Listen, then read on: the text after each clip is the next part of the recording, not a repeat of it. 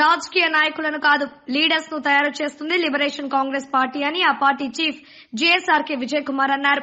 ఒంగోలులో జరిగిన liberation Congress party ఆత్మీయ సమావేశంలో ముఖ్య అతిథిగా పాల్గొన్న విజయ్ కుమార్ మాట్లాడుతూ రాష్ట్రంలోని ఎస్సీ, ఎస్టీ, బీసీ మైనారిటీలో ఉన్న పేదల సమస్యలు తీర్చడమే లక్ష్యమన్నారు. రాష్ట్రంలో 2 కుటుంబాలు 4 ప్రధాన పార్టీలను నడిపిస్తున్నాయని అన్నారు. వీరికి పదవి వ్యామోహం తప్ప ప్రజా సమస్యలు తీర్చడం వీరి లక్ష్యం కాదని ఆగ్రహం వ్యక్తం చేశారు. రాజకీయాలను కార్పొరేట్ సంస్థల మాదిరిగా నిర్వహిస్తున్నారని ఆవేదన వ్యక్తం చేశారు.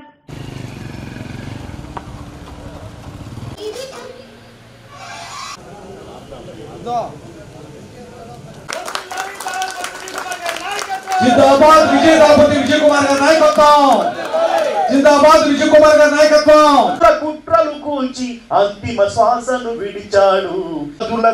తన చేతుల వెలుగందిస్తే మతవాదుల మత్తుల మునిగి సార్ని సన్మానించవలసిన కోరుచున్నాం. మనము నిర్మాణంలో భాగస్వాములై ఫిబ్రవరి 14న లిబరేషన్ కాంగ్రెస్ పార్టీ అనేటువంటిది రాష్ట్రంలో స్థాపించడం జరిగింది.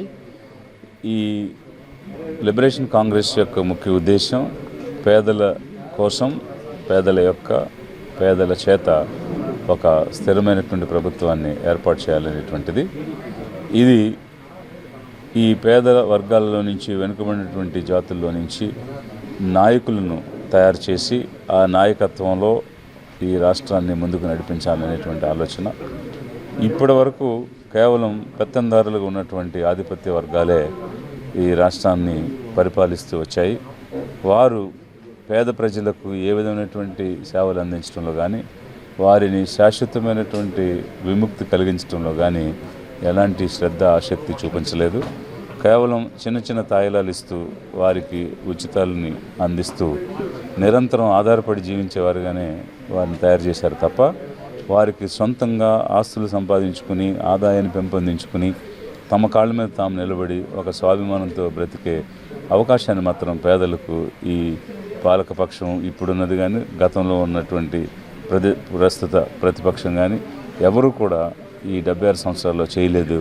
ఇప్పుడు అధికారం కొనుక్కోవాలని అధికారంలో ఉన్న పాలకపక్షం, చేజిక్కించుకోవాలని ప్రతిపక్షం ప్రయత్నం చేస్తూ ఉన్నాయి.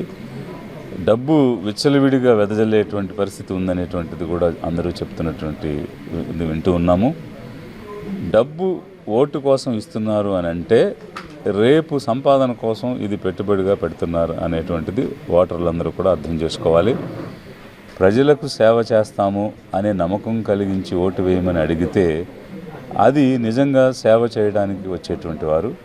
అలా కాకుండా ఎదురు డబ్బులు ఇచ్చి ఓటు వేయమని అంటున్నారు అని అంటే రేపటి సంపాదన కోసం ఇది పెట్టుబడిగా పెడుతున్నారు, అధికారం కొనుక్కుంటున్నారు అన్న విషయాన్ని గమనించి ఈ లిబరేషన్ కాంగ్రెస్ పార్టీ అయితే ఓటు ఒక నమ్మకంతో, ఒక సేవ కోసం వేయమని అడుగుతుంది తప్ప డబ్బు ఇచ్చి ఓటు వేయమని మాత్రం అడగదు.